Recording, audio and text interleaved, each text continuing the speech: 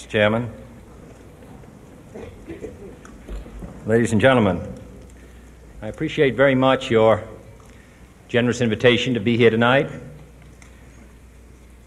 You bear heavy responsibilities these days, and the article I read some time ago reminded me of how particularly heavily the burdens of present-day events bear upon your profession.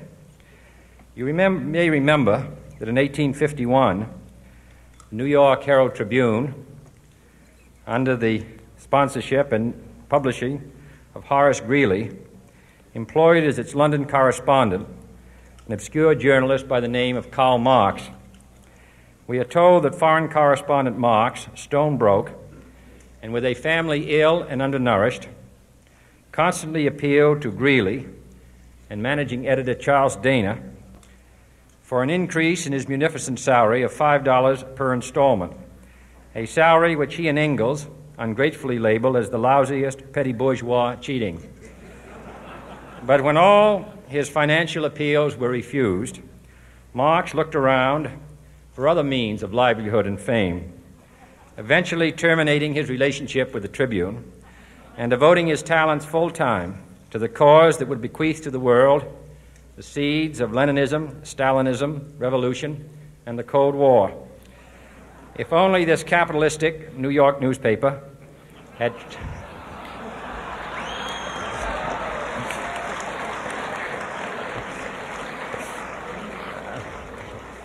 treated him more kindly, if only Marx had remained a foreign correspondent, history might have been different. And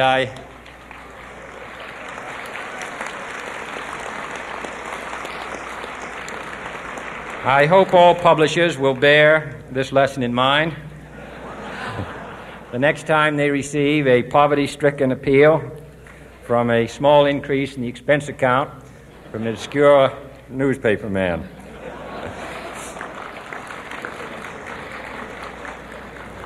I have selected as the title of my remarks tonight, "The President and the Press." Some may suggest that this would be more naturally worded, "The President versus the Press," but those are not my sentiments tonight. It is true, however, that when a well-known diplomat from another country demanded recently that our State Department repudiate certain newspaper attacks on his colleagues, it was unnecessary for us to reply that this administration was not responsible for the press, for the press had already made it clear that it was not responsible for this administration.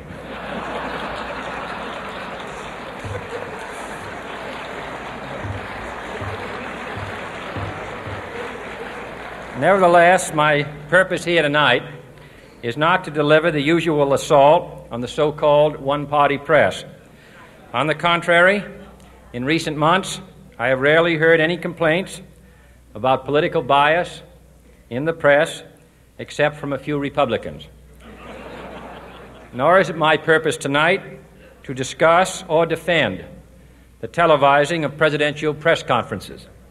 I think it is highly beneficial to have some 20 million Americans regularly sit in on these conferences to observe, if I may say so, the incisive, the intelligent, and the courteous qualities displayed by your Washington correspondents. Nor, finally, are these remarks intended to examine the proper degree of privacy which the press should allow to any president and his family. If, in the last few months, your White House reporters and photographers have been attending church services with regularity, that has surely done them no harm.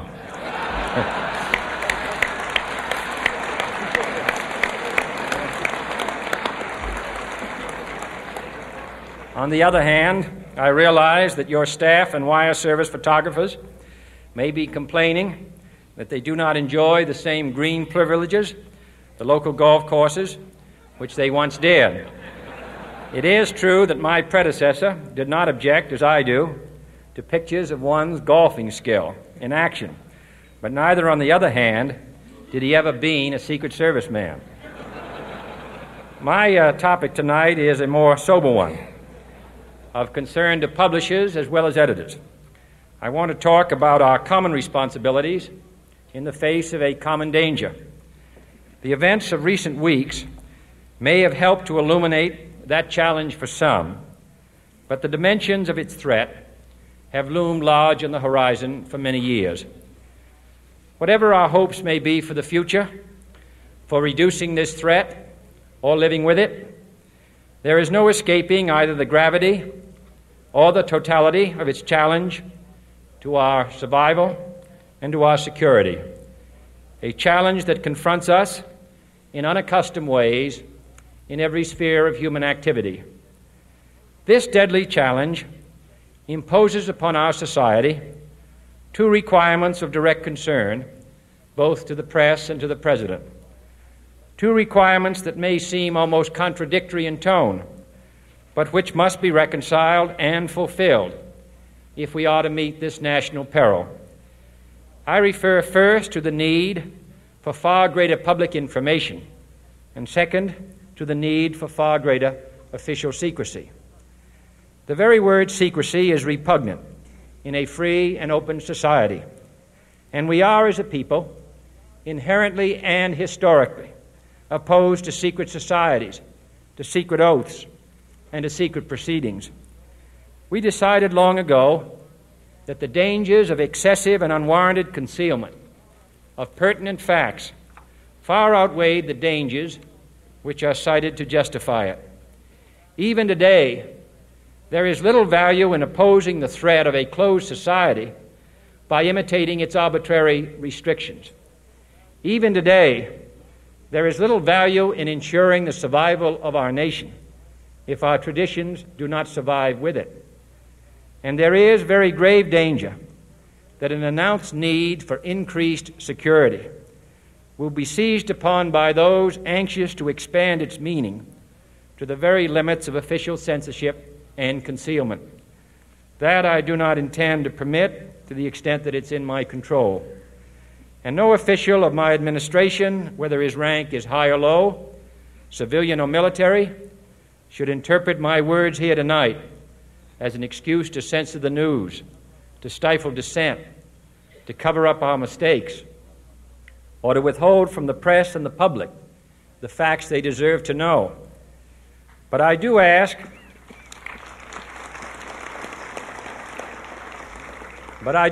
every publisher, every editor, and every newsman in the nation to re-examine his own standards and to recognize the nature of our country's peril. In time of war, the government and the press have customarily joined in an effort based largely on self-discipline to prevent unauthorized disclosures to the enemy. In times of clear and present danger, the courts have held that even the privileged rights of the First Amendment must yield to the public's need for national security. Today, no war has been declared, and however fierce the struggle may be, it may never be declared in the traditional fashion. Our way of life is under attack. Those who make themselves our enemy are advancing around the globe. The survival of our friends is in danger. And yet no war has been declared. No borders have been crossed by marching troops. No missiles have been fired. If the press is awaiting a declaration of war before it imposes the self-discipline of combat conditions, then I can only say that no war ever posed a greater threat to our security. If you are awaiting a finding of clear and present danger, then I can only say that the danger has never been more clear, and its presence has never been more imminent. It requires a change in outlook, a change in tactics, a change in missions by the government, by the people, by every businessman or labor leader, and by every newspaper. For we are opposed around the world by a monolithic and ruthless conspiracy that relies primarily on covert means for expanding its sphere of influence, on infiltration instead of invasion, on subversion instead of elections, on intimidation instead of free choice, on guerrillas by night instead of armies by day. It is a system which has conscripted vast human and material resources into the building of a tightly knit, highly efficient machine that combines military, diplomatic, intelligence, economic, scientific, and political operations. Its preparations are concealed, not published. Its mistakes are buried, not headlined. Its dissenters are silenced, not praised. No expenditure is questioned, no rumor is printed, no secret is revealed. It conducts the Cold War, in short, with a wartime discipline no democracy would ever hope or wish to match. Nevertheless, every democracy recognizes the necessary restraints of national security, and the question remains whether those restraints need to be more strictly observed if we are to oppose this kind of attack as well as outright invasion. For the facts of the matter are that this nation's foes have openly boasted of acquiring through our newspapers information they would otherwise hire agents to acquire through theft, bribery, or espionage, that details of this nation's covert preparations to counter the enemy's covert operations have been available to every newspaper reader, friend and foe alike, that the size, the strength, the location, and the nature of our forces and weapons, and our plans and strategy for their use have all been pinpointed in the press and other news media to a degree sufficient to satisfy any foreign power, and that in at least one case, the publication of details concerning a secret mechanism whereby satellites were followed required its alteration at the expense of considerable time and money. The newspapers which printed these stories were loyal, patriotic, responsible, and well-meaning. Had we been engaged in open warfare, they undoubtedly would not have published such items. But in the absence of open warfare, they recognized only the tests of journalism and not the tests of national security. And my question tonight is whether additional tests should not now be adopted. That question is for you alone to answer. No public official should answer it for you. No governmental plan should impose its restraints against your will. But I would be failing in my duty to the nation in considering all of the responsibilities that we now bear and all of the means at hand to meet those responsibilities if I did not commend this problem to your attention and urge its thoughtful consideration. On many earlier occasions I have said, and your newspapers have constantly said, that these are times that appeal to every citizen's sense of sacrifice and self-discipline. They call out to every citizen to weigh his rights and comforts against his obligations to the common good. I cannot now believe that those citizens who serve in the newspaper business consider themselves exempt from that appeal. I have no intention of establishing a new Office of War Information to govern the flow of news. I am not suggesting any new forms of censorship or new types of security classifications. I have no easy answer to the dilemma that I have posed and would not seek to impose it if I had one. But I am asking the members of the newspaper profession and the industry in this country to re-examine their own responsibilities, to consider the degree and the nature of the present danger, and to heed the duty of self-restraint which that danger imposes upon us all. Every newspaper now asks itself, with respect to every story, is it news? All I suggest is that you add the question, is it in the interest of national security?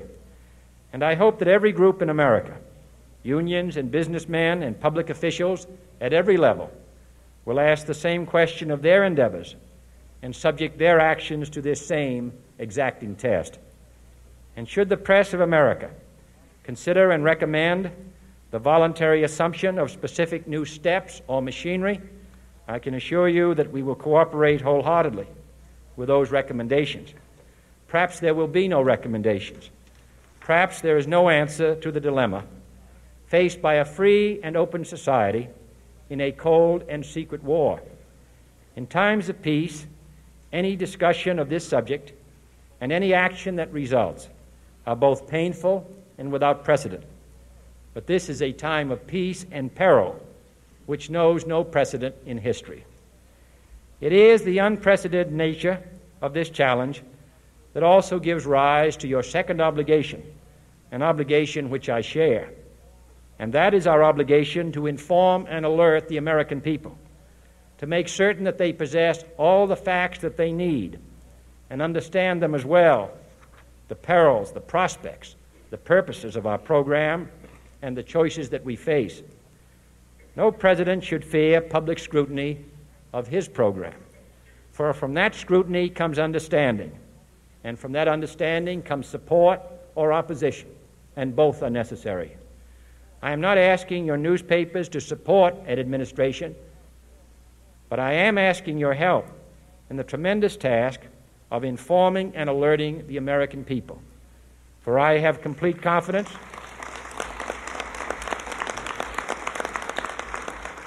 in the response and dedication of our citizens whenever they are fully informed. I not only could not stifle controversy among your readers, I welcome it. This administration intends to be candid about its errors. For as a wise man once said, an error doesn't become a mistake until you refuse to correct it. We intend to accept full responsibility for our errors, and we expect you to point them out when we miss them. Without debate, without criticism, no administration and no country can succeed, and no republic can survive. That is why the Athenian lawmaker Solon decreed it a crime for any citizen to shrink from controversy. And that is why our press was protected by the First Amendment, the only business in America specifically protected by the Constitution, not primarily to amuse and entertain, not to emphasize the trivial and the sentimental, not to simply give the public what it wants, but to inform, to arouse, to reflect, to state our dangers and our opportunities, to indicate our crises and our choices, to lead, mold, educate, and sometimes even anger public opinion. This means greater coverage and analysis of international news, for it is no longer far away and foreign, but close at hand and local.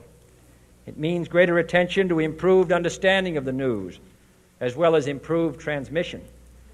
And it means, finally, that government at all levels must meet its obligation to provide you with the fullest possible information outside the narrowest limits of national security, and we intend to do it. It was early in the 17th century that Francis Bacon remarked on three recent inventions already transforming the world: the compass, gunpowder, and the printing press. Now the links between the nations, first forged by the compass, have made us all citizens of the world, the hopes and threats of one becoming the hopes and threats of us all. In that one world's effort to live together, the evolution of gunpowder to its ultimate limit has warned mankind of the terrible consequences of failure. And so it is to the printing press, to the recorder of man's deeds, the keeper of his conscience, the courier of his news, that we look for strength and assistance, confident that with your help, man will be what he was born to be, free and independent.